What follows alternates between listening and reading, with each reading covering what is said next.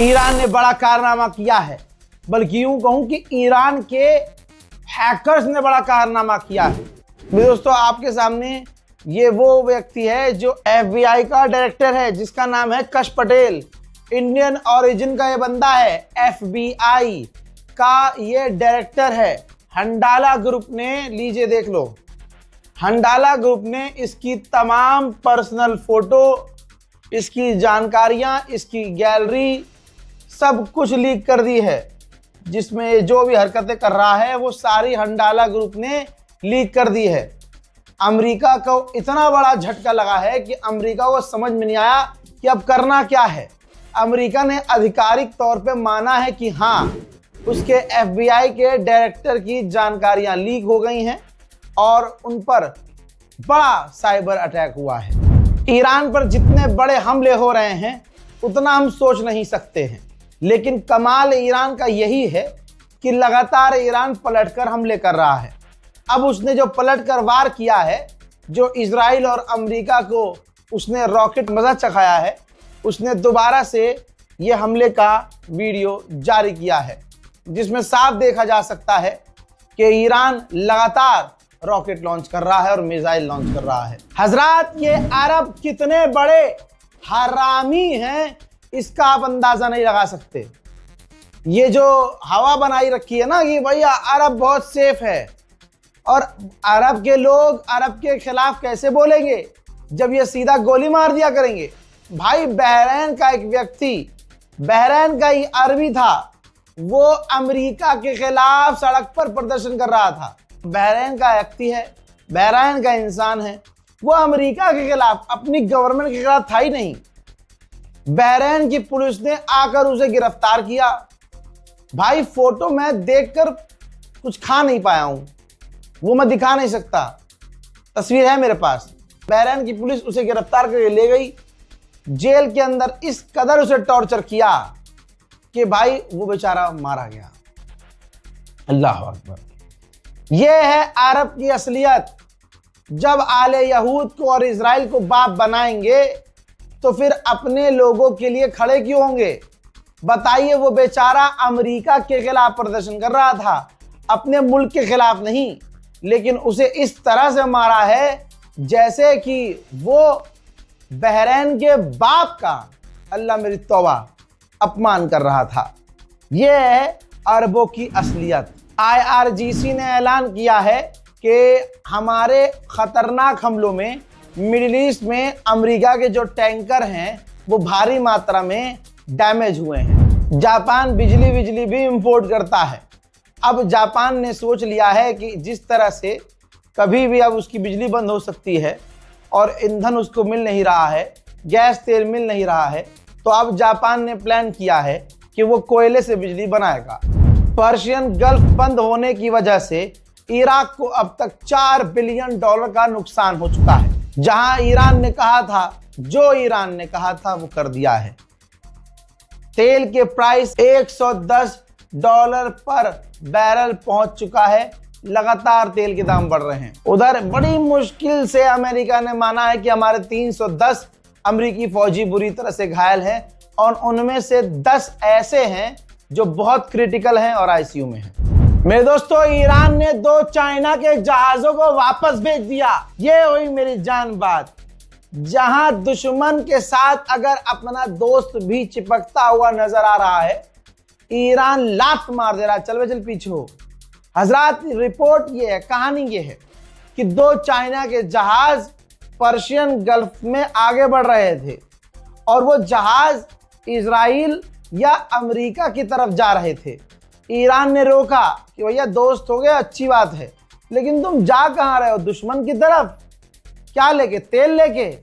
ओहो हो, U turn ले लो बेटा, वरना जैसे सबको उड़ाया है तुम्हें भी उड़ाएंगे। भाई, आधे 1 घंटे के अंदर ये तमाम चीजें हुई। जो चाइना के 2 जहाज थे ना, वापस घूमकर हुर्मुज में जाके खड़े हो गए। ईरान को मिटाने के लिए अमेरिका और यूरोप ने 8000 टन अब तक हथियार भेज दिए हैं। 8000 टन एक ईरान को मिटाने के लिए, 8000 टन के हथियार, और पूरी दुनिया एक साथ इजराइल और अमेरिका के साथ। स्ट्रेट ऑफ हॉर्मुज बंद होने की वजह से MRI मशीन और AI आर्टिफिशियल इंटेलिजेंस चिप जो समुद्र के रास्ते आ रही थी, दुनिया के कई देशों में जा रही थी, ये दोनों चीजें भी अब रास्ते में फंस गई हैं। मेरे दोस्तों, ईरान ने ये नोटिस जारी कर दिया है कि अगर हमारी एनर्जी पर बड़ा हमला किया जाता है, हमारी बड़ी साइटों पर हमला किया जाता है, तो ये UAE की कुछ बड़ी बड़ी एनर्जी साइट हैं और बहुत बड़े बड़े ये कंपनियां हैं UAE में, हम डायरेक्ट इनको निशाना बनाएंगे। हजरात मोहतरम, आपको मालूम है, याद होगा, लोगों ने मुझसे कहा, मतलब हम लोग तो भूल ही गए थे, आप लोग तो बिल्कुल भूल गए थे कि गाजा में क्या हो रहा है। गाजा ईरान, मतलब जब से जंग शुरू हुई तो ये तो मैंने बता ही दिया था कि गजा में हालात ऐसे हैं कि पहली बार ऐसा हुआ है कि बैतुल मुकद्दस मस्जिद अल अक्सा इजराइल ने खोली ही नहीं, दुनिया की नजर इधर ही रही।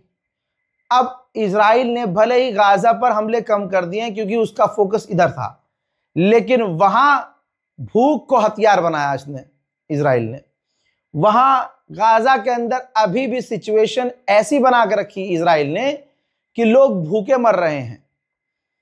अब मेरे पास इतना समय नहीं था कि मैं गाजा की भी रिपोर्ट बना कर दूं, लेकिन मैंने जैसा आपसे वादा किया था, मदद जाती रहेगी। तो ये आप एक बार फिर से देख लीजिए। हालांकि ये वीडियो मैं पहले दिखा चुका हूं अभी कुछ दिन पहले, इसी तसल्ली के लिए कि देखो, आपके भाई पर अगर आपने भरोसा रखा है तो गाजा और फिलिस्तीन में छोड़ता नहीं हूं। ये ईद वाले दिन का वीडियो है। जो बच्चे ट्रॉमा से गुजर रहे हैं, जो मेंटली डिस्टर्ब हो चुके हैं और सिर्फ जो लाशों पर लाश, जो हंसना भूल चुके हैं, हमने उन्हें हंसाने के लिए गजा में जो हमारी बहन है उनसे कोऑर्डिनेट करके वहां जोकर अरेंज किया, वहां गिफ्ट अरेंज करवाए, साथ में वो पूरा कैंप लगवाया, म्यूजिकल कैंप लगवाया और एक्टिविटी कैंप लगवाने के बाद हमने वहां साथ में बच्चों के लिए खाने पीने का भी इंतजाम किया, कुछ चॉकलेट वॉकलेट। ये ईद वाला दिन है। तो अल्हम्दुलिल्लाह, आपने जो रजाग्राफी के कंधों पर थोड़ी बहुत जिम्मेदारी दी वो हमने पूरी की। मदद लगातार जा रही है और जाती रहेगी। ये बात आप गांठ मार कर रख लीजिए कि रजा भाई भले ही गाजा का नाम दले, लेकिन गाजा के लिए मदद वहां जा ही रही है।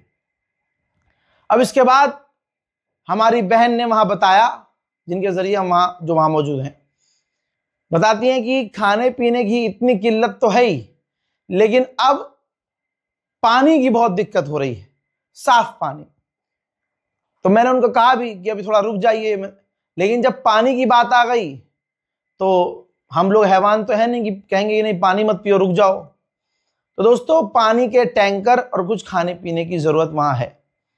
मैं फिर से कोशिश कर रहा हूं, और पिछले ऐसे 1 महीने में ऐसे अल्हम्दुलिल्लाह 3-4 लोग थे, जैसे मुझे याद था ना, उन्हें भी याद था, उन्होंने भी मदद के लिए पूरा साथ दिया। अब फिर से कह रहा हूं, लेकिन देखिए दोस्तों, ईरान का मामला अलग है, गजा का मामला बिल्कुल अलग है। तो ये बारकोड है गाजा के लिए, सिर्फ गाजा के लिए, सिर्फ और सिर्फ गाजा के लिए।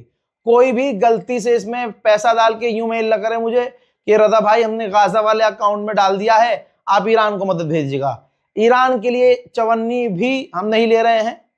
आपकी अंजुमन होगी, आपकी तंजीम होगी, या फिर आप सीधा दिल्ली जाइए, ईरान एम्बेसी जाइए, अपने हाथों से दीजिए, डायरेक्ट ईरान का चंदा ईरान के अकाउंट में डालिए।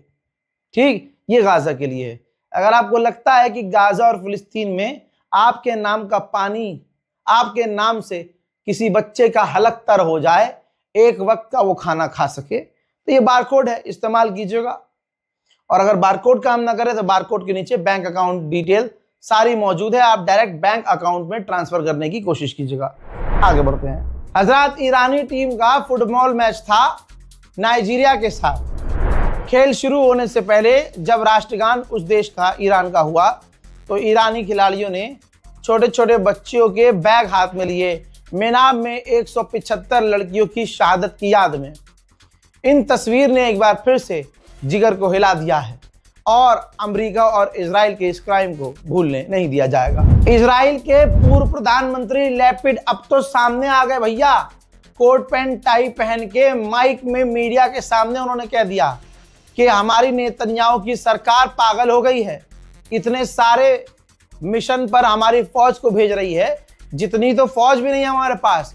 मल्टीपल एरिया में, यानी एक साथ कई मुहाने पर हमने जंग छेड़ दी है, हमारी सरकार ने जंग, और इतने फौज हमारे पास है ही नहीं।